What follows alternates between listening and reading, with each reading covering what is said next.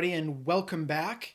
We are still working through the Apostles' Creed, and we're making great headway. Last week, we talked about, well, the last couple of weeks, we've talked about how Jesus was crucified and he died and how he rose again. He came back to life, not just, as a spirit or a ghost, but he really actually came back to life, his whole body, after being dead for days. He didn't just fall asleep, he was really dead, and then he was really alive again. And he talked with his disciples and he ate with his disciples, showing he wasn't just a ghost because ghosts don't eat. But Jesus sat and ate with them and talked with them. This week, we're going to talk about the next line in the Apostles' Creed, where it says, he ascended into heaven. Now, short line, little line, oftentimes glossed over. Okay, Jesus is in heaven. But it's such a big idea, and I'm going to crunch it down to just little bite size as much as I can for you today. So, we remember that Jesus was in a real physical body, but we talk about him ascending into heaven, and where we get that primarily is from Acts chapter 1, verses 9 through 12. And I'm going to read that real quick because it's just a little piece. After this, he said, and this is talking about Jesus when he's talking to his disciples. After he said this, he was taken up before their very eyes, and a cloud hid him from their sight. They, his disciples, were looking intently up into the sky as he was going, when suddenly 2 men dressed in white stood beside them. These would be angels. Men of Galilee, they said, why do you stand here looking into the sky?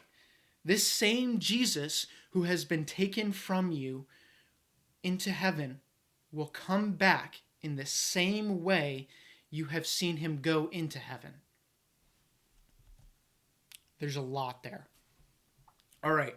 So, we hear about Jesus once again talking to his disciples, explaining things to them. And as he's standing there, and as he finishes talking, he ascends into heaven.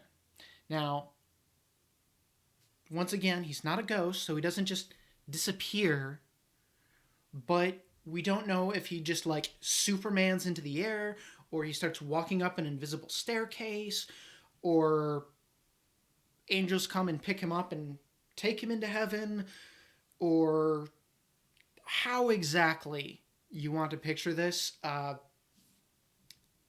don't have the background to really know for sure how it happened. I don't know that anyone does. But the fact here is that Jesus goes up into heaven and is hidden by a cloud.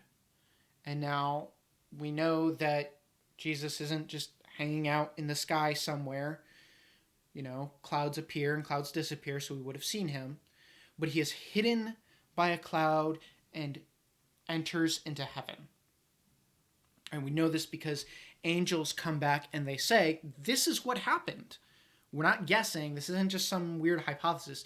This is what the angels told his disciples. And so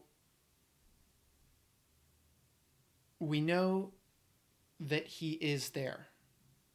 And we'll get back to this point more later. But we also know that he is going to come back in the same way. So we can know for sure that anyone walking around and says, yeah, I'm Jesus, I came back. We know that's not the case because we know when Jesus comes, he's going to come down out of the clouds just as we saw him go up. And there is going to be a big hullabaloo about it so we can know for sure that we're not going to miss that. So, just as a quick recap, Jesus' physical body ascends into heaven. This is important because now we know that forever, that's where he is until the day he comes back.